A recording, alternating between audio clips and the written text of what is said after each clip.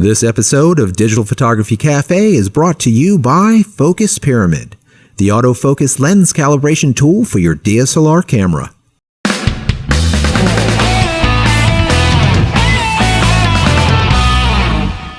Welcome to the Digital Photography Café.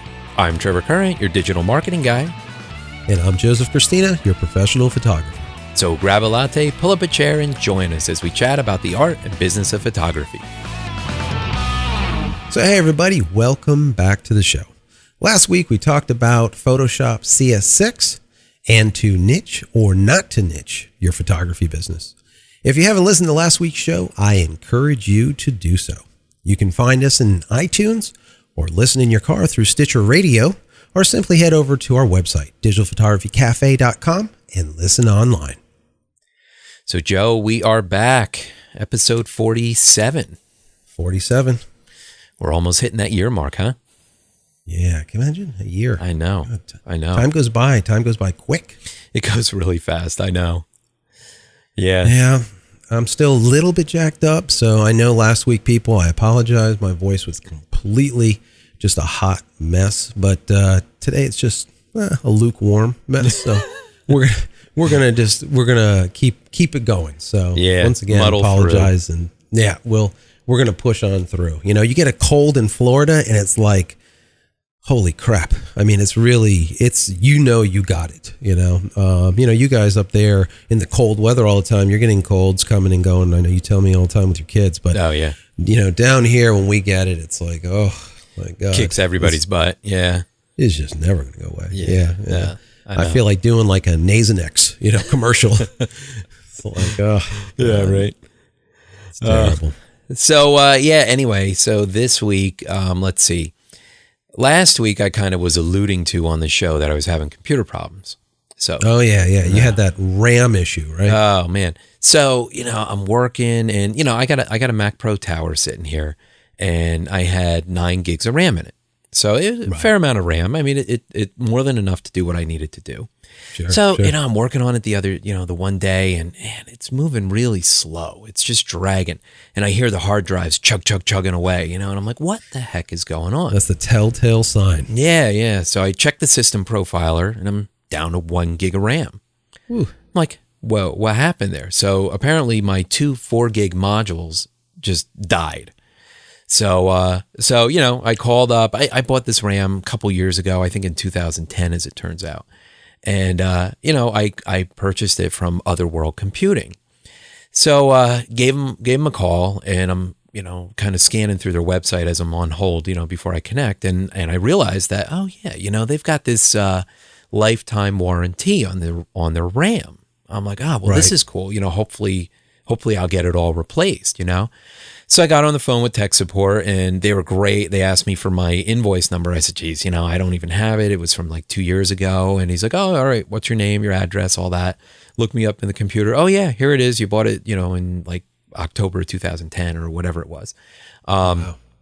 And so I told him what was going on. I said, it was kind of an intermittent problem there for a little while and now it's just done. Now I'm down to like 1 gig and the thing is just crawling along. Right. And so what I did before I even called, though, I kind of played with it a little bit. I pulled the board out, because in the Mac Pros, the RAM is on a daughter board. Right. So I pulled it out, pulled the modules out, plugged them back in, tried to see if it was just one module that was causing a problem, which was making both of them shut down or what. So then I was able to get it back up to 5 gigs. So one of the 4 gig modules was actually working at that point. So I told him all of this and everything. So he walked me through. We did a whole bunch of tests, He said, do this, get some rubbing alcohol and a Q-tip, clean the gold contacts on the very ends of the RAM chips, the whole deal. Spin around twice, jumping jacks, raise your hand in the air. Yeah, stand blow on the RAM, yeah. Stick it back in. Yeah. So, we were on the phone together probably for 15 minutes doing a couple different tests. And basically he finally determined, okay, great. We went through the book. We did all the tests. Your RAM is screwed. So, you let us send you some new RAM and we'll replace it for free. It's like, that's pretty cool. I was like, awesome. Because I spent like, $300 worth of RAM a couple years ago, Yeah, it wasn't cheap. So, in today's market price on the same RAM was $274. So I was like, that's awesome. So they sent it out 2 days later. I got it, threw it in the machine. It's all working great. I boxed the other stuff back up, and it's going back, and that's cool. It's not going to cost me a dime. That's a pretty good story. And that's OWC. I just pulled it up here on the website. Yeah, Otherworld Computing, their URL is actually macsales.com. So, they're like a Mac shop. So, I know a lot of our listeners out there are Apple users and stuff. So, this is certainly relevant to you guys. And, believe me, Otherworld doesn't pay us to say this or anything, but I just had a really good customer experience with them. And, if you're looking for some new hardware for your machine, hard drives, RAM, video cards or something, definitely check them out. I'm not going to say, they're going to have the best price because I don't know. I haven't done enough research on price comparisons, but I do know their customer service is great. They helped me out. They took the time on the phone, and they replaced my RAM for free. So you can't beat that. Can't beat that. It's all good. No, that's a good thing. It's very hard to find companies that actually stand by their stuff today. So 2 years old, they don't even need an invoice or anything. They look you up and say, yeah, okay, it's our problem. This memory, after you did the jumping jacks, calisthenics, blew on it and used rubbing alcohol, it still doesn't work. It's our problem. We're going to send you new. I think that's awesome. Yeah, that's great. Yep. Yeah. No complaints. Kudos. Very, very cool. Yep. So anyway, I was wandering around and I found a story, as I do. An interesting story, actually, about the Photoshop, right? We were talking about that last week, how Photoshop CS6, is now in beta. Everyone, go grab a copy. And I guess there was a lot of people that did, right? I think all of our listeners did, yeah. Yeah. What is it? 153 million, I don't know, billion. Whatever. So it was, sometimes I do feel like I'm talking to myself, but. No, you're talking to me. Yeah, but that's true. And that's it. So, so it was Cult of Mac that did a little quick piece on it, and it's a short little synopsis. So it was 500,000. Thinking about that, 500,000 downloads of Photoshop CS6 beta in a week. In 1 week. I know, that's crazy, week. Right? That is really that's amazing. That's just an example of a product that they don't need to describe and tell you how great it is. No. And, speak its accolades from the rooftop and the top of mountains. They release something just as Apple does. They release a new iPhone. People understand that it's quality. They understand that they need to get it. They need to be on the forefront. They need to be, current, especially if you're a creative. You need to have the latest tools. That's just bottom line. Yeah, absolutely. And Photoshop is the industry standard image manipulation program. So, everybody's using it who's in the graphics, photography business, and a lot of other businesses too. A lot of other areas use Photoshop. So when that beta comes out, that either says something about the quality of the product and the marketing of the product that everybody just can't wait to try the new one. Or there's a lot of people that are dissatisfied with the previous version and they want to see if version 6 is any better. But I think it's the first way. I think it's just that it's such a popular program. Everybody just wants to be on the cutting edge and have it and test it and play with it and try all the great new tools and Yeah, we kind of got into the tools and what we thought was pretty cool with CS6 in our last show. So if you haven't listened to 46, go back in the archives. The best way to do it would just go subscribe. If you haven't subscribed to the show, go to iTunes, type in Digital Photography Cafe, we'll pop right up. Even if you type in, digital photography, we'll pop up like top 20, top 30 or something out of 1,000 or whatever. Just go and click on us, hit subscribe. It's free, and then every week it ends up on your hard drive, and you can kind of listen to us whenever you would like. So we encourage you to do that. That helps us out also, so we know who's listening and how many of you and from what walk of life, so we can kind of gear and hone and kind of like a piece of clay, change the show up to help the majority as much as possible. Yeah, absolutely. So, anyways, also when I was kind of wandering around the web, I found another story. But this is what I do. I'm continuously wandering around. You're the web wanderer. I'm constantly reading stories, and that's just what I do. I try to keep, that's one thing that I learned like years and years ago. You keep your finger, on the pulse of the industry that you're in, and you will always do better. That's just it. I mean, we don't even have to get into it any further than that. You just stay on top of everything that's going on and what's going on around you and what other people are doing and not doing and so on and so forth. So anyway, so I was wandering around and I found this story, which you would think doesn't really pertain, but indirectly it kind of does. It was this woman, and she writes this blog, and it's called A Diary of a Mom, and she's been doing this since like 2008. And we're going to I definitely have to put the link into the show notes. Very, very fascinating. Anyway, so what she does is she talks about herself. But the one article that I thought was really informative was a family portrait session that she had done through a photographer, or tried to have done through a photographer. And she has an autistic child, a daughter, and kind of the angst and the woes and everything that went with this attempt was just really sad, I guess. Yeah. I mean, you had shared that article with me, and so, you know, she spent this time talking to the photographer, explaining the family situation, explaining about her daughter and that she's autistic and that, you know, this is going to, you know, obviously be a challenge, but, you know, there's a need here. We need to have this done, and, you know, we want you as the photographer to really try and make the best image that we can make given the situation. Right. And the photographer just didn't get it. You know, he just didn't get it. I mean, he says to her, you know, why isn't she looking at the camera? No. And she's like, really? You know, because she's autistic, you effing idiot. You know, it's like, you know, like, what did I just spend the last half hour telling you? You know, right. And it's just like the photographer was not listening.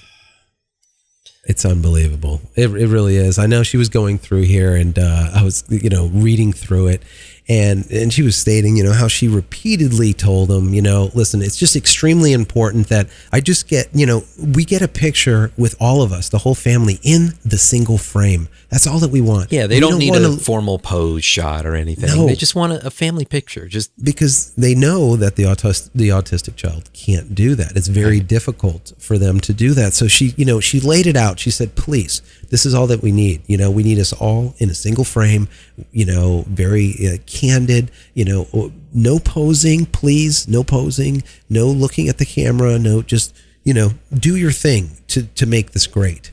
Right. And just wasn't getting it. It wasn't listening to her, wasn't understanding their needs and their desires. He was trying to follow along what a traditional portrait session would be and do posing and get everybody looking at the camera and stuff. And that's not going to happen. I mean, that's very, very difficult. No, yeah, you can't do that. So I found the article because, you know, it was a couple of weeks ago, I got a phone call from a woman. She's a fellow artist. And she visited the gallery when I was showing some of my fine artwork. And she, you know, just loved my work. And she went ahead and actually purchased one of the pieces that we had. We had all 24 by 36, and they're all, you know, chemical prints, really nice black and whites. And so she basically purchased one of them, and her grandchild came down. And, you know, she knows that, well, her grandchild is autistic. And she said, well, I want to get a photo with him because, you know, my kids, they just haven't been able to get anything really good of him because he's autistic. He is a savant. So it's very difficult. Yeah, that's tough. Yeah, it's just, you know, so she said, well, you know, Joe, I'm calling you because, you know, I really love your work, and I don't know if you ever, you know, dealt with autism or whatever. And, you know, to be honest, Trev, this is just not, you know, I deal with, you know, models and actors and actresses and, you know, kids sometimes. But I'm like, you know what? And even I told you before I did it, I'm like, you know, this would be a great challenge. I want to do it. So sure. I said, absolutely, I want to do this. And so that's what we did. We set up a time before he left back to go up north. I think they live back up by you somewhere. But we set up a time, went over to his home, and, you know, so, you know, here I am with my gear, and I'm like, I did my research. I wanted to find out, what I will be able to do and not, be able to do with him, and, what the severity is and whatnot. So I go there, and instead of pulling out the camera and all of these lights and all of this gear, I just sit down and just start talking, and we just sit and chat for a little bit. And it's very difficult to understand. But it was more of like communicating through pictures and stuff. And he had to come and he showed me a 4x6. He had 4x6s of, I think it was his niece. And he was so proud. And his niece is probably like maybe 7, 8 years old. And he would show me, and, it would just over and over. It was a very OCD, it's this, it's this constant action, whatever it is. So we go up into his room, and we're picking out clothes and stuff for him because they live near the beach.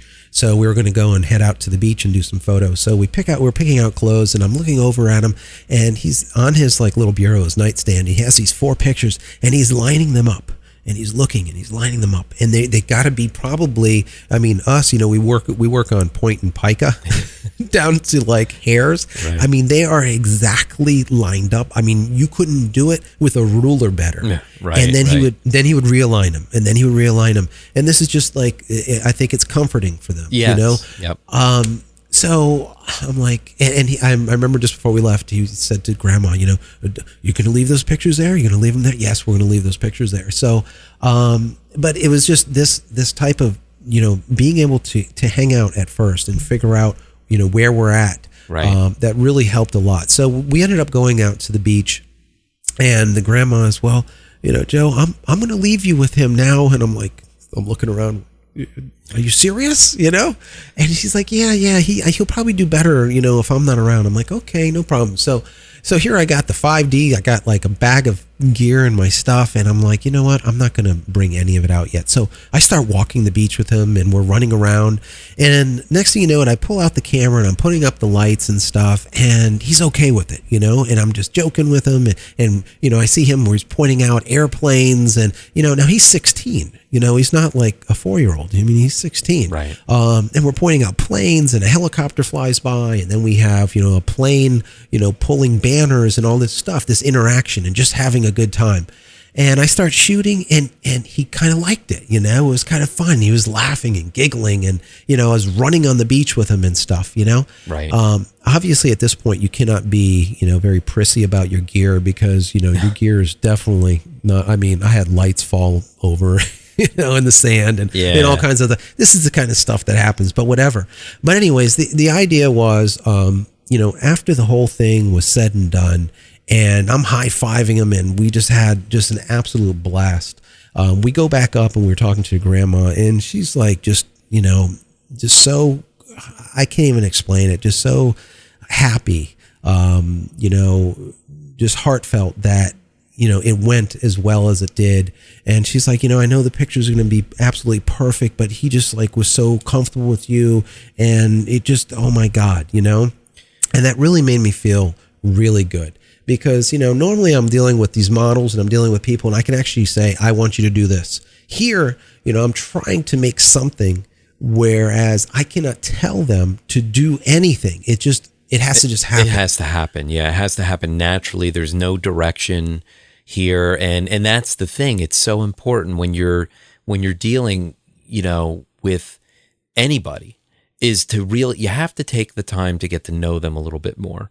If you're doing, portrait photography, wedding photography, whatever, it's so important to kind of communicate with the client before the shoot starts. Get a feel of their interests, their personality. You get really what it is. It's building a comfort level. It's building a level of trust that they feel comfortable with you.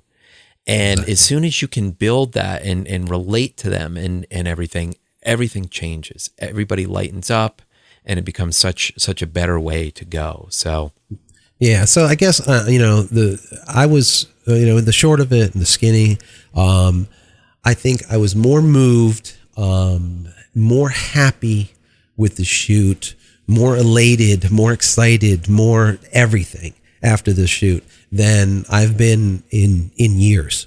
And this was not even something that I do on a regular basis. It was just, I would say, fulfilling. It was just so good.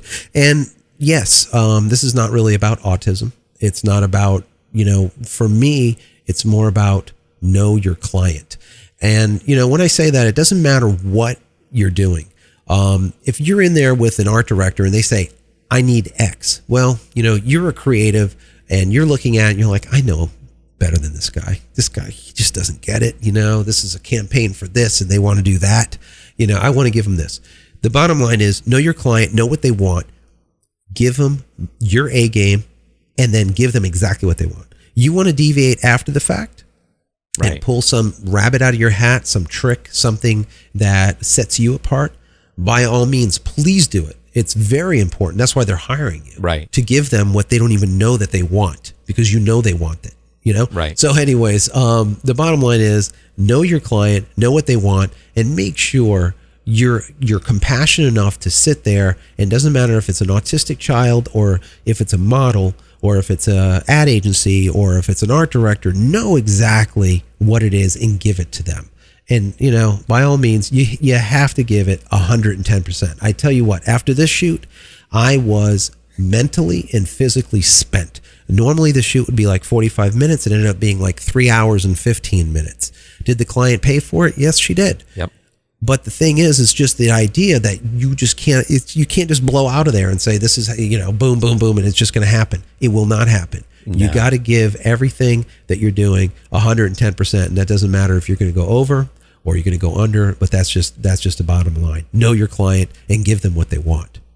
Yeah. No, it sounds like it was a great project, and I'm really looking forward to maybe seeing some of the images from it too, to see how you were able to capture this young guy. So that sounds really cool. Very cool. So, all right, before we move on to our next segment, we're going to take a quick break to hear about this week's sponsor, Focus Pyramid. Are you frustrated with slightly out of focus images when you know your autofocus spot was dead on? It's simply not your fault. From manufacturer to manufacturer, and even lens copy to lens copy, there are slight variances to the exact spot where light is being focused onto the sensor. Finally, there's a product that allows you to compensate for those variances and make sharper images immediately. Focus Pyramid, the autofocus lens calibration tool, is an absolute must for every photographer. If you want to make the sharpest images possible, then you need to take control over your camera's focusing system. With the Focus Pyramid, you can calibrate all of your lenses on your lunch break. The Focus Pyramid makes lens calibration quick and easy at an affordable price. So give your lenses a new lease on life and take your photography to the next level. Head over to focuspyramid.com/DPC and get an additional 10% off just for being a show listener. All right, so we're back. So Joe, this week, something was kind of interesting. I was listening to a marketing podcast, that you listen to a lot more photography podcasts than I do. And I listen to a lot of the business type stuff, because that's more my thing. And so I was listening to this show, and the guest on the show was a guy by the name of Jay Baer from convinceandconvert.com. So he's got this really interesting marketing concept. It's kind of like a mixed marketing concept. And, it's not 100% original. I mean, I've heard variations of each parts of this in the past, but, everybody's, I'm sure, heard of a sales funnel. You kind of, sure. It's like an inverted funnel. You've got at the very top, you've got the wide part where you're funneling in a bunch of people into, the first level. And then you move them into the second level where maybe they, go from a casual contact into a customer that expresses more interest in your product or service, and then they kind of move down to the next level where they convert to sales. Well, there's kind of the same thing in the marketing funnel and his kind of whole thing was really interesting. He had top of mind awareness was the very, very top.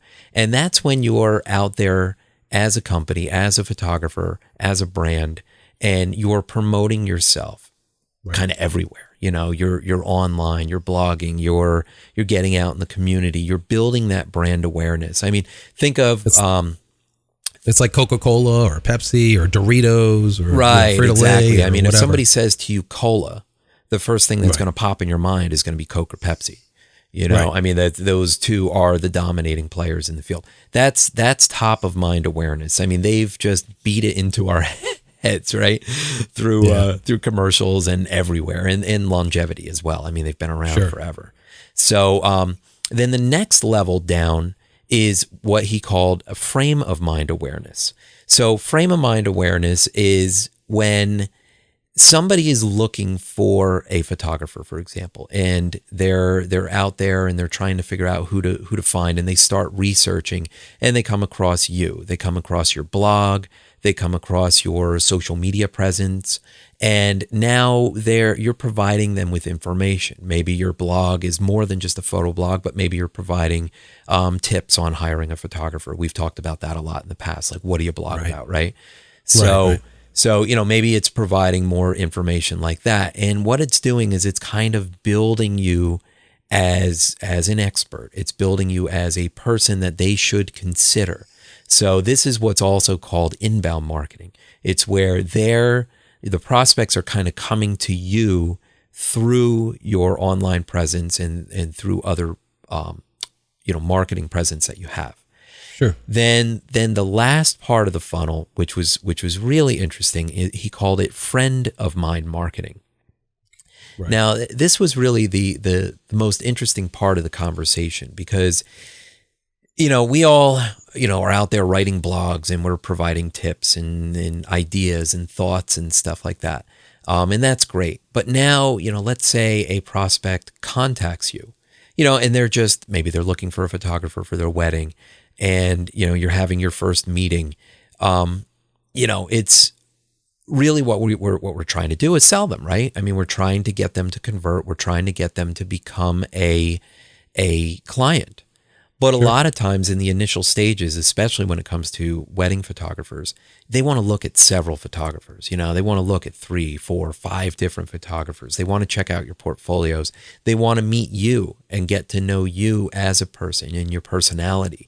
And that is so important. And if all you try to do is sell at that meeting, what's going to happen is you're going to turn them off. Right. They're not, most people do not react favorably to that. They don't want to be sold to. So the idea of friend of mind marketing is you don't try to sell to them, but you try to become a resource to them. You try to help guide them, whether it be in the guidance in choosing a wedding photographer or whether it's guidance in like, oh, hey, so how far are you in your wedding planning process? Did you find a florist yet? I've worked with this florist right down the street by the name of so-and-so. I've seen a ton of their presentations. It's really great stuff. I would definitely suggest checking them out, and by providing this helpful resource type of information to them. And he coined a phrase called YOUtility, YOUtility. Right. You become this source of information. You become a utility for your prospects. And the idea being that you provide them with some information up front, which will in turn help convert them to a client on the back end and possibly even a long-term, lifelong client, because now you've built more of a trust with them. It's kind of like that joke Right. in with the Fockers, right? He let them into his inner circle of trust. Yeah. It's exactly. This reminds me of is we always say, come up with an ebook or, put a blog together on doing X, whatever that is, or get onto Facebook and share techniques or share, like you said, if you're a wedding photographer, share the different venues that have been very friendly to you or that you enjoy going to or that, however you want to do it, and including florists and DJs and everyone else.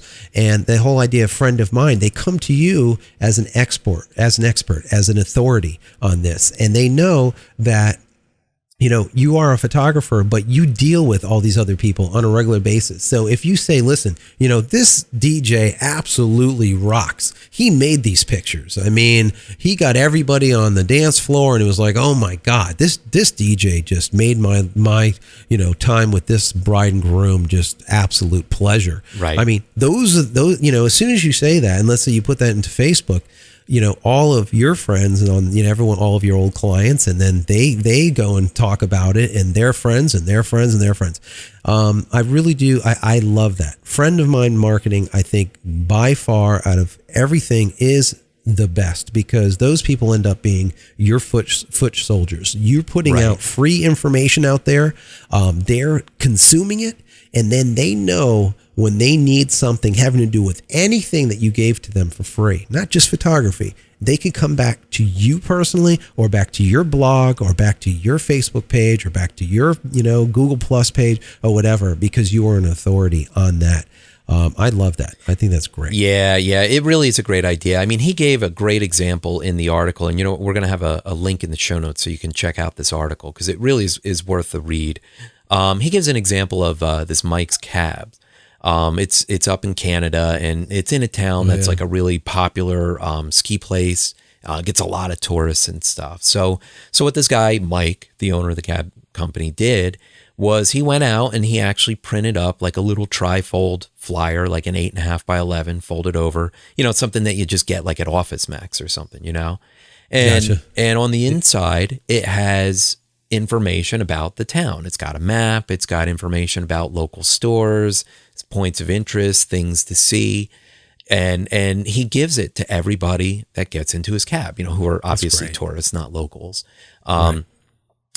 And he tells them, kind of gives them a little like, hey, welcome to the town, blah, blah, blah. What are you here for? Kind of making a friendly conversation, and then hands them this brochure and lets them know, hey, I just wanted to give you this information. There's a lot of great stuff in the town to see while you're here, this, that, and the other thing. So now what they do, they take this, they stick it in their pocket, and now later on that night, they're on vacation, they're up there to ski, they're having a good time. Maybe they're out at a local bar or something, had one too many cocktails.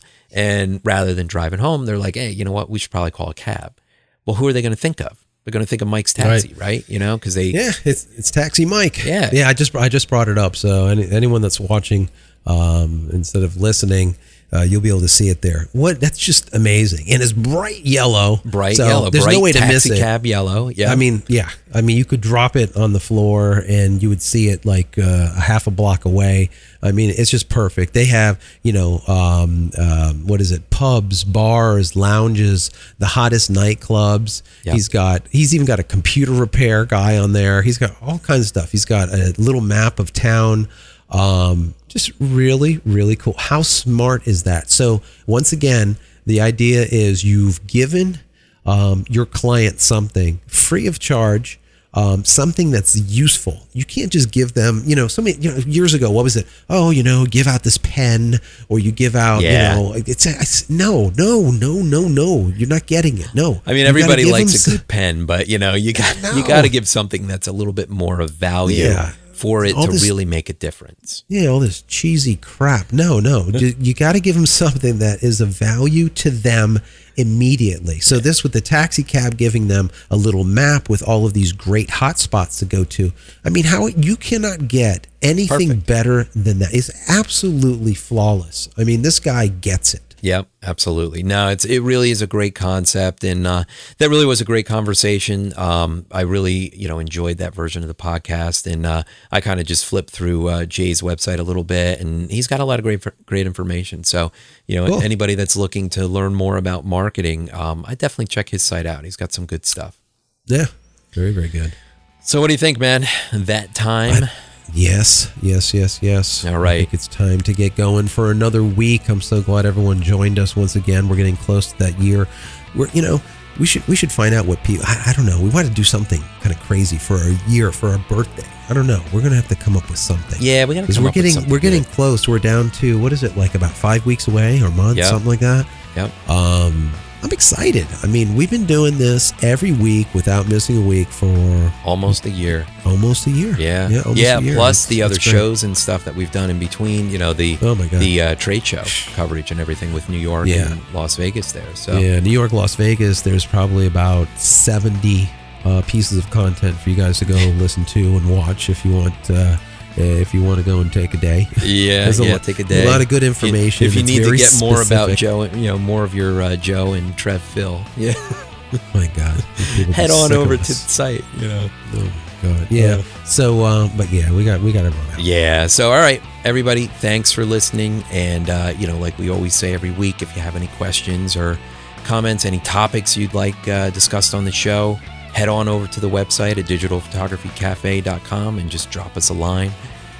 You can also connect with us on Twitter at dphotocafe. And if you enjoy the show, we really encourage you to subscribe in iTunes. That really helps us out a lot. It really helps to grow the popularity of the show. And it's a great and quick, easy way to get it sent right to your computer. So, Joe, if people want to learn more about what you're doing, how can they connect with you? All right, Trev, they can find me on the website, alluremm.com, through Twitter, that's at Joseph Christina, and on Facebook, that's facebook.com/alluremm, and finally, Google+. You can go to g+jc.com. Cool. And you can keep up with me on Twitter. It's at Trevor Current. And you can get even more photography goodness from our new Twitter account at Current Photo. Nice. Yes. And of course, check us out on the website at currentphotographer.com and facebook.com/currentphotographer. That's awesome. All right, Trev, we are heading out. As always, I'd like to thank the listeners for their continued support. If you enjoy the show, why not buy your caffeine-addicted host a cup of coffee? We've added a tip jar to our website, so please consider making a donation. If you're listening on the go, fear not.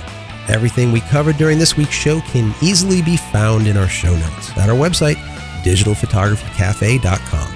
Once again, keep your questions and comments coming, and we'll talk to you next week.